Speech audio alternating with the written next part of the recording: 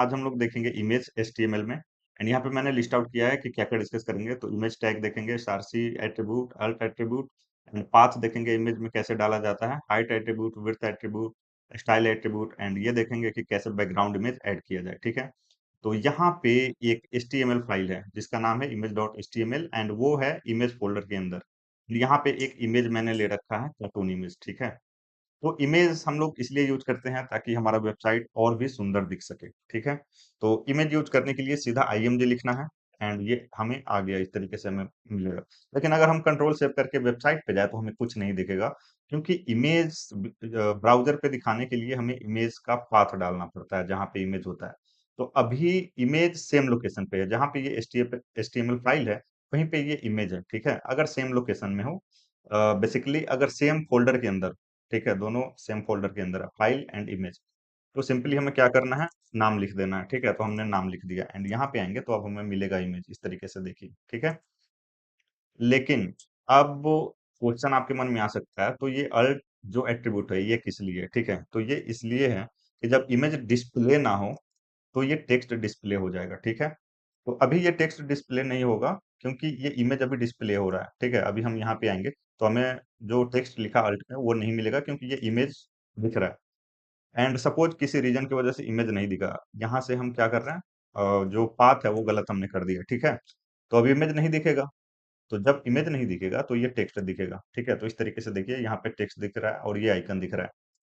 ठीक है, अगर आप ये नहीं डालते हो, ठीक है, अल्ट आपने नहीं डाला, अल्ट मीन्स अल्टरनेट, तो इस तरीके से आइकन दिखेगा। ठीक है, लेकिन सपोज अगर 3 4 इमेज है एंड दो में मिसिंग है, तो आपको पता नहीं चलेगा कि कौन सा इमेज है, तो इसीलिए नाम हम डाल देते हैं अल्टरनेट। ठीक है, तो होप ये आपको समझ में आया होगा, राइट। तो चलते हैं वापस से VS कोड में। तो ये तब के लिए है कि अगर इमेज जो है वो सेम लोकेशन पे हो, सेम फोल्डर के अंदर हो।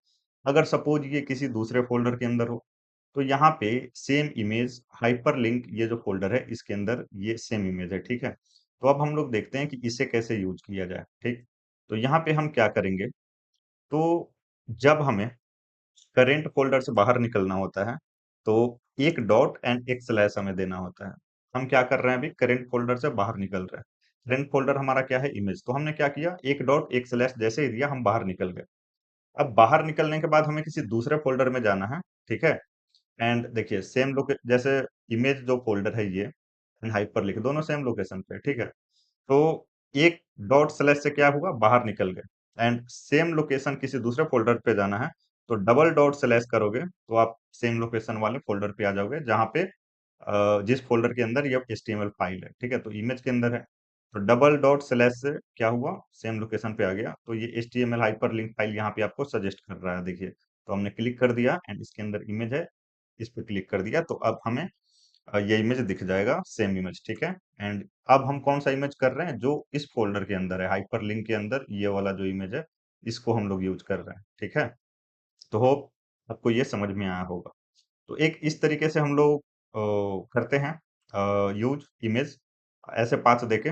एंड एक और तरीका है, आप डायरेक्ट स्लैश दो एंड स्लैश दीजिएगा तो डायरेक्ट ये जो मेन फोल्डर है इस तरीके से आपको दिखाएगा। ठीक है, मॉड्यूल 1 जो आपको दिखा रहा है, एंड मॉड्यूल 1 पे क्लिक किया तो उसके अंदर हाइपरलिंक फोल्डर है एंड उसके अंदर इमेज, तो इस तरीके से भी आप कर सकते हो। ठीक है, लेकिन ये तरीका मैं रिकमेंड नहीं करूंगा, इससे पहले वाला मैं रिकमेंड करूंगा अगर दूसरे फोल्डर में है तो। ठीक है, तो ये हमने देख लिया कि कैसे इमेज को यूज करते हैं। ठीक है, लेकिन अगर इमेज हम गूगल से कॉपी करें, ठीक है, यहाँ से हम कॉपी करना चाहें, तो आप किसी भी इमेज पे आओ, राइट क्लिक करो एंड यूआरएल कॉपी कर लो इमेज का। ठीक है, तो कॉपी इमेज एड्रेस का ऑप्शन आ रहा है, इस पे क्लिक करेंगे एंड VS कोड में जाएंगे एंड इसको SRC के अंदर डाल देंगे। ठीक है, तो जैसे ही आप डालिएगा, ठीक है, इस तरीके से आपको दिखेगा, ये यूआरएल है इमेज का एंड हमने क्या किया, सेव कर लिया। यहाँ पे आएंगे एंड हमें ये इमेज दिखेगा अब। ठीक है, ये इतना बड़ा है।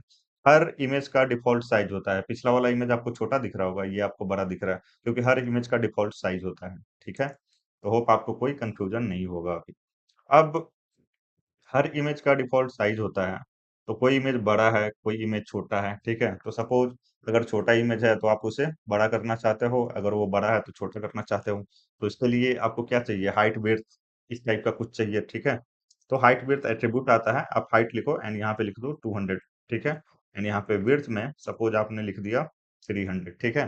तो सेव कीजिए, यहाँ पे आइए एंड इसका हाइट विड्थ जो भी हमने दिया वो यहाँ पे दिख जाएगा, 200 हाइट 300 विड्थ, ठीक है।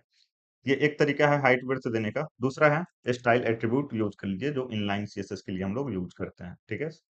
तो यहाँ पे हम लोग लिख देंगे हाइट एंड यहाँ पे सपोज हम दे देते हैं 3 पिक्सल एंड इधर आ जाएंगे एंड यहाँ पे हम लोग लिख देंगे विड्थ एंड यहाँ पे दे देंगे 3 पिक्सल, ठीक है। तो ये स्क्वायर टाइप का दिखेगा, तो यहाँ पे आएंगे तो ये स्क्वायर टाइप का दिख रहा है, ठीक है।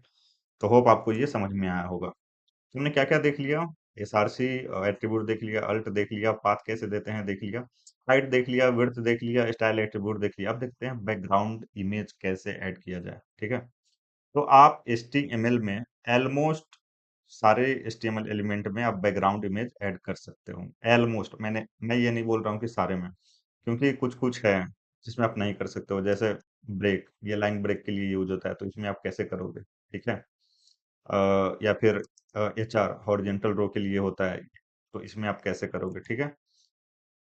तो इसलिए मैंने बोला कि ऑलमोस्ट सारे HTML एलिमेंट में आप बैकग्राउंड इमेज यूज कर सकते हो। अब सवाल उठता है कैसे करते हैं, ठीक है। तो आप जिस भी एलिमेंट में आपको बैकग्राउंड इमेज यूज करने हैं, तो इस तरीके से लिखिए, आप स्टाइल एट्रीब्यूट लिखिए एंड यहाँ पे लिखिए बैकग्राउंड इमेज, ठीक है।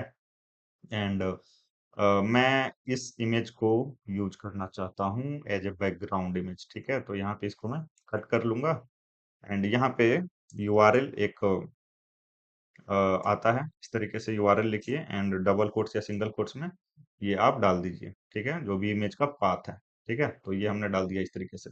अब बॉडी में क्या दिखेगा हमें, बॉडी में पूरे बॉडी के बैकग्राउंड में ये इमेज दिखेगा जो हमने डाला है यहाँ पे। एंड यहाँ पे हम हमारा जो कार्टून इमेज है उसको यूज कर लेते हैं, ठीक है। सेव किया हमने, यहाँ पे आएंगे तो देखिए बैकग्राउंड में हमें ये दिख रहा है एंड हमने बॉडी में डाला है, तो पूरा स्क्रीन ही बॉडी होता है, राइट। तो हमें पूरा ये दिख रहा है, बॉडी में बैकग्राउंड इमेज दिख रहा है हमें एंड ये हमारा जो इमेज है वो दिख रहा है एंड यहाँ पे इमेज जो टेक्स्ट है H1 में वो दिख रहा है, देखिए यहाँ पे H1 में। तो आप हमने यहाँ पे बॉडी में यूज किया है, आप चाहो तो सिर्फ H1 में अगर आपको यूज करना है तो आप कर सकते हो। तो यहाँ से कट किया हमने सीधा, यहाँ पे इस तरीके से डाल दिया, ठीक है। एंड इधर कर लेंगे, ठीक है, स्क्रॉलर को यहाँ पे आएंगे एंड देखिए अब ये सिर्फ H1 में दिख रहा है बैकग्राउंड इमेज, ठीक है। तो और भी इसके प्रॉपर्टीज हैं, ठीक है, बैकग्राउंड इमेज का, लेकिन ये हम देखेंगे CSS में, क्योंकि ये अगेन CSS का पार्ट है, ठीक है। तो इसमें अगर आपको कोई डाउट है तो कमेंट कीजिए, पहली बार देख रहे हैं तो सब्सक्राइब कर लीजिए, अपने दोस्तों के साथ शेयर कीजिए। मिलते हैं नेक्स्ट वीडियो में। Thank you, bye, take care.